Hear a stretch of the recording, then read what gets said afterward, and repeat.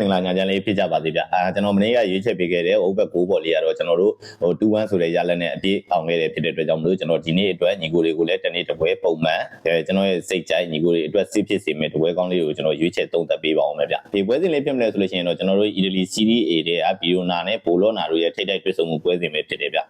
ဒီပွဲစဉ်ဖွင့်လှစ်လာတဲ့ဈေးတန်းကိုကျွန်တော်တို့အနေနဲ့ကြည့်မယ်ဆိုလို့ရှိရင်ဘိုလောနာအနေနဲ့ကအဝေးကွင်းကနေပြီးတော့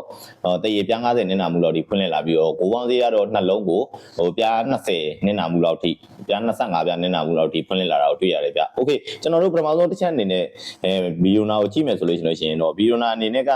နောက်ဆုံး၄ပွဲဆက်ထိရှုံးနေထားတာဖြစ်ပြီးတော့ sorry နောက်ဆုံး၄ပွဲမှာ3ပွဲထိရှုံးနေထားပြီးတပွဲသိရေးကြထားတယ်။လက်ရှိမှာတော့အဆင့်19နေရာရောက်ရှိနေတဲ့အတွက်ကြောင့်မလို့ဘီယိုနာအနေနဲ့ကလည်းတန်းဆင်းဆောင်ကရုံထွက်ဖို့အတွက်ဒီည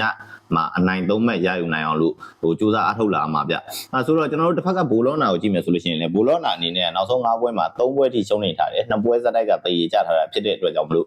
ဘိုလောနာအနေနဲ့ကလည်း6ပွဲမြောက်မှာအနိုင်ရလက်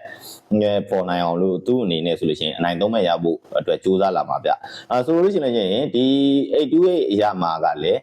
ပွဲတိုင်းနီးပါးကအပြန်အလှန်သွင်းကိုတွေထွက်ပေါ်ထားတယ်ဆိုတဲ့အခါမျိုးကျတော့ဒီညမှာလည်းကျွန်တော်အမြင်အရဆိုလို့ရှိရင်အပြန်အလှန်သွင်းကိုထွက်ပေါ်နိုင်တဲ့အနေအထားရှိတဲ့အတွက်ကြောင့်မလို့ကျွန်တော်အနေနဲ့ဆိုလို့ရှိရင်တော့25ပြရင်းမယ်နိုင်ရင်အပြည့်စားမယ်ဘီယိုနာ9ပေါ်လေးကိုပဲကျွန်တော်ရွေးချယ်ပေးခြင်းပါတယ်ဗျညီကိုတွေအားလုံးလည်းအတွေးလာလို့စကေးပြနိုင်ကြပါစေအားလုံးကိုလည်းအထူးကျေးဇူးတင်ရှိပါတယ်ဗျနောက်တစ်ချက်ကျွန်တော်ပြောချင်တာဘာလဲဆိုလို့ရှိရင်ကျွန်တော်တို့ဘောလုံးပွဲတွေအရင်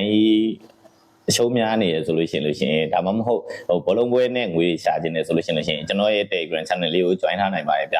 တနေ့တစ်ပွဲလေးနဲ့ပုံမှန်လေးတွားခြင်းနဲ့ညီကိုတွေအတွက် join ထားနိုင်ပါတယ်ဗျကျွန်တော်ကပြီးတော့ကျွန်တော်ရဲ့ channel မှာပုံမှန်တစ်ပွဲကောင်းလေးတွေညတိုင်းတင်ဆက်ပေးသွားပါမယ်ဗျညီကိုတွေအားလုံးပဲအထူးပဲကျေးဇူးတင်ရှိပါတယ်ဗျ